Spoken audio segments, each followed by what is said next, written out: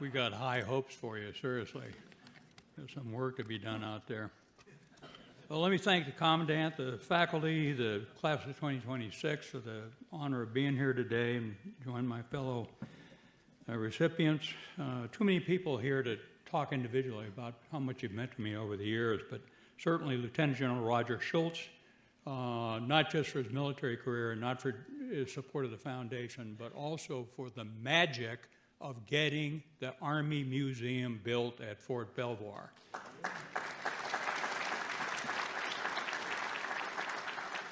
And if you haven't been there, make sure you devote a day or two to looking at it. It's just absolutely phenomenal.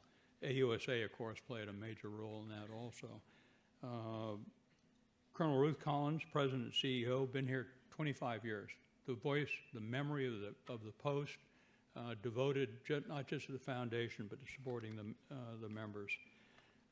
My favorite son, my only son, Colonel Sean McCaffrey, Army War College graduate. He told him, "I'm not trying to be the Army graduate." He was 3 combat tours, twice in Afghanistan and Desert Storm, and he's a good soldier. I'm very proud of him. Somebody very important in my life, General Bob Riscossi. He was the best of the 9 division commanders I worked for, and the reason was leadership. The environment he created in the division that many of us attempted with varying degrees of success in following up. Comment about Carlisle Barracks. When I came back here, the first time I was on this post in uniform, I was a Cub Scout. My dad was the deputy to Lieutenant General Ned Amon, who'd been his World War II division commander and his corps commander up in the Yalu River in Korea. And then he stayed on for a second year as a student. But I always like to talk about him. 8 years in combat in World War II, Korea and Vietnam, deeply spiritual, Depression-era kid, a really good example for all of us that knew him. I'm also always prone to tell you about the best of the lectures I gave here at the Army War College. I've probably been back a dozen times over the year, one thing or the other. After the Gulf War, I was very proud of what the soldiers of 24th ID had done. We had a very high-tech presentation. It was like 60 35-millimeter slides in 2 big circular trays. And my aide, Captain Steph Twitty, later to retire as Lieutenant General, was in charge of my slides. So I get up there, I say, first 2 slides, and slide 9 and 45 appear behind me. And I go, oh my God, what am I going to do about this? You never want to let them see you sweat, so I just talked to the 2 slides. And next slide, please. And the next 2 slides came up, and it was like 11 and 34. So I just gave up and stumbled through it, and it was very entertaining. And afterwards, I grabbed Steph and said, what the hell was going on with my briefing? And he said, hey, you're lucky you had anything. Just as you stood up to speak, the civilian tech dropped both slide trays, and I was just trying to get him in right side up. He and I are in continuing contact over that. Let me make 4 quick comments to the class of 26. And by the way, again, I reiterate, you got some hard work in front of us. So your service is going to be tremendously valuable. The next 10 years is going to go by in a flash. You're going to be astonished. One caution is be careful. Working to midnight, working 7 days a week, deploying multiple times during the year. Make sure you bring your family along with you. Try and schedule 2, 3, 4, 5-day vacations. They have to be scheduled. They have to be anticipated. Don't end up hitting 35 years of service and realize you lost your family's sort of good memories.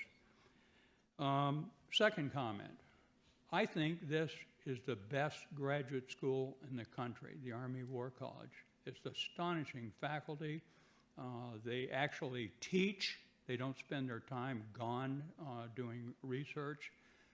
The speakers program is simply incredible. The mixture of foreign allied officers and U.S. and different services is just phenomenal. take advantage of it. You know, the old joke was the reading assignments are brutal, but only if you do them.